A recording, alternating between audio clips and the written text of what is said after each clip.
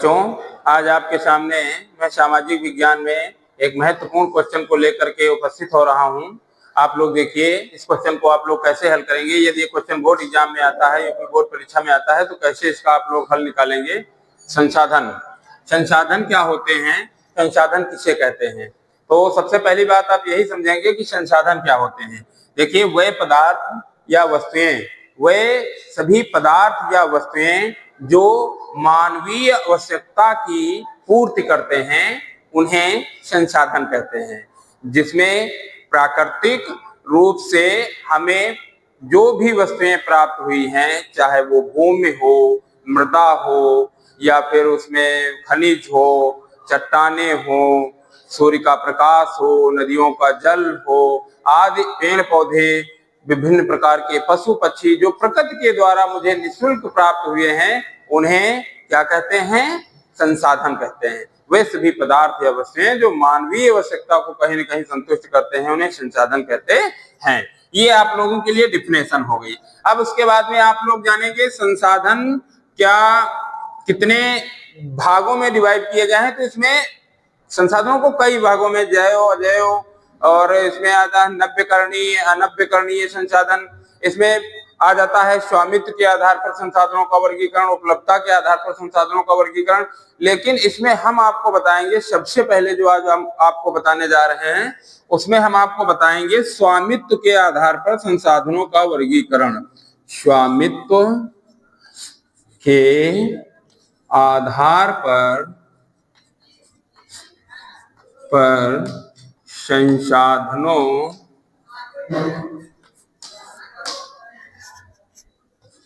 का वर्गीकरण में स्वामित्व के आधार पर जो संसाधनों का वर्गीकरण किया गया है, इनको हम 4 भागों में डिवाइड करेंगे। देखिए आप लोग कैसे संसाधनों को 4 भागों में डिवाइड किया गया है। तो नंबर 1 होता है व्यक्तिगत संसाधन। क्या होता है? व्यक्तिगत संसाधन। व्यक्तिगत संसाधन, देखिए इसमें उन संसाधनों को सम्मिलित करते हैं वे सभी पदार्थ या वस्तुएं आती हैं जिनका स्वामी कोई एक व्यक्ति होता है, जिन पर किसी एक व्यक्ति का स्वामित्व होता है। ऐसी सभी पदार्थ को, ऐसी सभी वस्तुओं को, ऐसी सभी चीजों को हम व्यक्तिगत संसाधन में शामिल करते हैं। जैसे इसके अंतर्गत हम हो जाएगा, क्या लिख देंगे इसके अंतर्गत, जैसे में हम लिख देंगे खेत हो जाएगा, और मकान हो जाएगा, और इसके अलावा कार हो जाएगा। ये जो होता है ये व्यक्तिगत संसाधन के अंतर्गत आते हैं। अब इसके बाद में इसका दूसरा टाइप जो पढ़ा जाता है, जो पूछा जाता है, उसमें आ जाता है सार्वजनिक संसाधन। क्या होगा? सार्वजनिक संसाधन। सार्वजनिक संसाधन में हम लोग देखेंगे क्या आता है।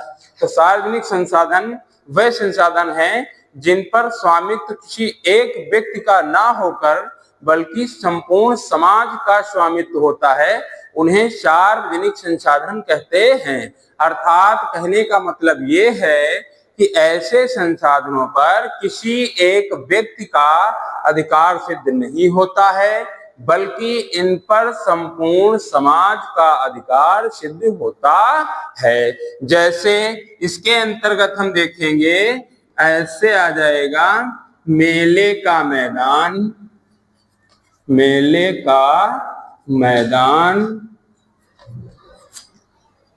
और इसके अंतर्गत आ जाएगा तालाब, और इसके अंतर्गत आ जाएगा सामुदायिक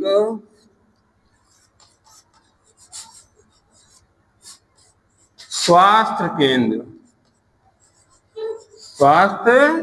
केंद्र। ये इसके अंतर्गत आ जाएगा। ये आपके संसाधन के 2 टाइप्स हो गए। इसके अंतर्गत हमने आपको क्या बताया कि व्यक्तिगत संसाधन, और दूसरा मैंने आपको बताया सार्वजनिक संसाधन। अब देखिए हम आपको इसके तीसरे टाइप के विषय में चर्चा करेंगे। इसका तीसरा टाइप जो है वो मैं आपको बताने जा रहा हूं, ध्यान दीजिएगा। तीसरे टाइप में आप लोग पढ़ेंगे संसाधनों का जो वर्गीकरण होगा, इसके तीसरे भाग में आप पढ़ेंगे राष्ट्रीय संसाधन। क्या पढ़ेंगे? राष्ट्रीय संसाधन। अब इसमें आप देखेंगे राष्ट्रीय संसाधन क्या होते हैं? इसमें बेटा ये आपको समझना है, वह संसाधन जिन पर किसी एक राष्ट्र का स्वामित्व होता है, जिन पर किसी एक राष्ट्र का हक होता है, मालिक उनका एक राष्ट्र होता है, संपूर्ण राष्ट्र के लोग होते हैं, ऐसे संसाधन को राष्ट्रीय संसाधन कहते हैं। इसका सबसे अच्छा उदाहरण आप दे सकते हैं भारत में, जैसे इसका उदाहरण देंगे गंगा नदी। क्या दे देंगे? गंगा नदी। इसमें आप लोग गंगा नदी इसका उदाहरण दे सकते हैं, राष्ट्रीय संसाधन में गंगा नदी आ जाएगी। ओके, अब आप लोग इसका चौथा पार्ट जरा इधर देखिएगा। इधर आप लोगों को थोड़ा हटके बताते हैं, हो जाएगा अंतरराष्ट्रीय संसाधन। अंतरराष्ट्रीय संसाधन। अंतरराष्ट्रीय संसाधन क्या होते हैं? वे संसाधन जिन पर स्वामित्व संपूर्ण विश्व का होता है, अर्थात जिन पर संपूर्ण विश्व का अधिकार सिद्ध होता है, ऐसे संसाधनों को अंतरराष्ट्रीय संसाधन कहते हैं। जैसे सूर्य का प्रकाश, महासागरीय वृहद जल, वायु और इंटरनेट की व्यवस्थाएं आदि, ये आपके होते हैं अंतरराष्ट्रीय संसाधन।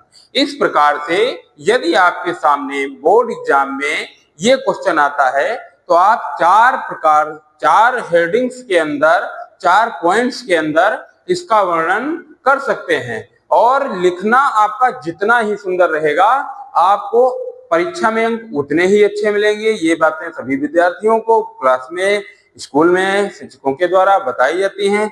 मैंने आपको एक बहुत ही आसान तरीका बताया है। आप इस चैनल पे आइए, इस चैनल के माध्यम से पढ़ाई कीजिए और अपने अच्छे नंबर प्राप्त कीजिए। और मैं आपसे सिर्फ इतना ही कहना चाहूंगा कि ज्यादा से ज्यादा इस चैनल पर जुड़ें, पढ़ाई करें, अपना विकास करें और चैनल को लाइक, सब्सक्राइब करें और फॉलो करें। धन्यवाद।